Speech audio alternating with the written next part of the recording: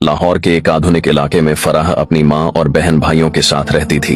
उसके घर के पास एक क्रिकेट ग्राउंड था जहाँ रोज क्रिकेट मैच होते थे। ग्राउंड के साथ टी जना नाम की एक जगह थी और वहीं पास से ट्रेन की पटरी गुजरती थी जहाँ हर थोड़ी देर में ट्रेनें दौड़ती थीं। वो रोजा तो रखती मगर सारा दिन मोबाइल पर लड़कों से बातें करने और गाने सुनने में गुजार देती। घर का कोई काम न करती और जब वालिद समझाते तो मजाक में टाल देती।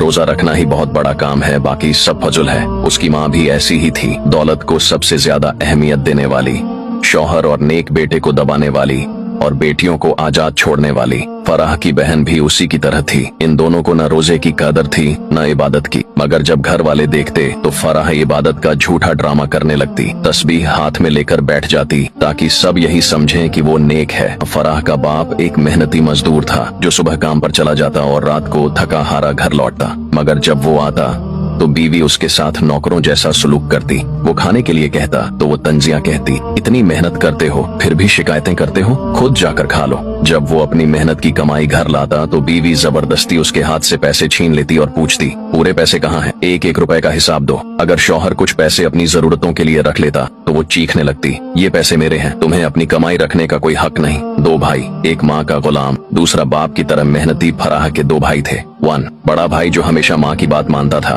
उसकी हर बात पर यकीन करता और घर की हर खबर जाकर माँ को बताता। अगर बाप या साजिद कोई बात करते या कोई रिश्तेदार आकर कुछ कहता तो वो फौरन माँ को जाकर खबर दे देता, अम्मी अब्बा ने आज ये कहा, साजिद ने ऐसे बोला, फलां रिश्तेदार ने ये कहा। माँ को उसकी यही आदत पसंद थी और वो उसे सबसे ज्यादा चाहती थी। लेकिन इस बड़े भाई को एक और जुनून था, क्रिकेट। वो हर वक्त क्रिकेट में गुम रहता, जहाँ जाता क्रिकेट क्रिकेट, बस क्रिकेट ही उसकी जिंदगी थी। घर में रहता तो टीवी पर क्रिकेट, बाहर जाता तो दोस्तों के साथ क्रिकेट, और अगर माँ उसे कोई काम कहती तो उसका एक ही जवाब होता, पहले मैच पूरा कर लूं फिर देखता हूँ। दूसरा भाई साजिद जो फराह से कुछ साल बड़ा था, अपने बाप की तरह मेहनती था, रोजाना मजदूरी करता, रात को थका हारा घर आता। वो न माँ का लाडला था न बहनों की तरह आजाद, बल्कि जिंदगी की सख्तियों का सामना कर रहा था। साजिद का निकाह हो चुका था और जब वो रात को आता तो थोड़ा सा वक्त निकालकर अपनी बीवी से मोहब्बत से बातें करता, मगर माँ को ये भी बर्दाश्त न था। वो तंज के तीर चलाती, अब बीवी के बगैर 2 मिनट नहीं रह सकते। माँ के लिए वक्त नहीं बचा, बस बीवी ही सब कुछ बन गई। तू भी अपने बाप की तरह बीवी का गुलाम बन गया।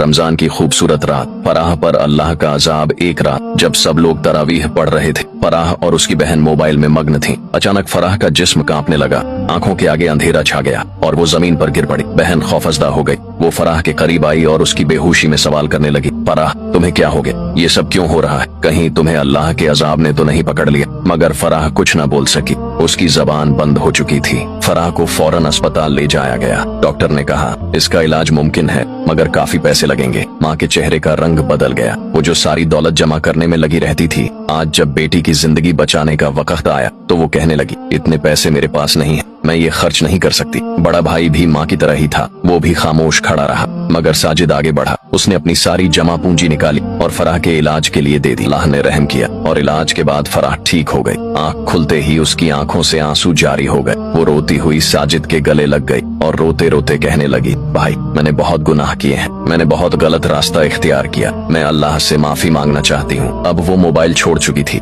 मौसीकी और गाने छोड़ चुकी थी, लड़कों से बातें छोड़ चुकी थी और दिल से तौबा कर चुकी थी। वो माँ के पास गई और कहा, अम्मी अल्लाह ने मुझे दूसरा मौका दिया है, आप भी अपनी गलतियों से तौबा कर लें, पैसों की मोहब्बत छोड़ दें, अल्लाह की मोहब्बत इख्तियार कर लें। रमजान हमें सिखाता है कि गुनाह पर पर्दा डालने से कुछ नहीं होता। अल्लाह सब जानता है, लेकिन जो दिल से तौबा करे अल्लाह उसके लिए रास्ते खोल देता है। तौबा का दरवाजा बंद होने से पहले लौट आना ही असल कामयाबी है।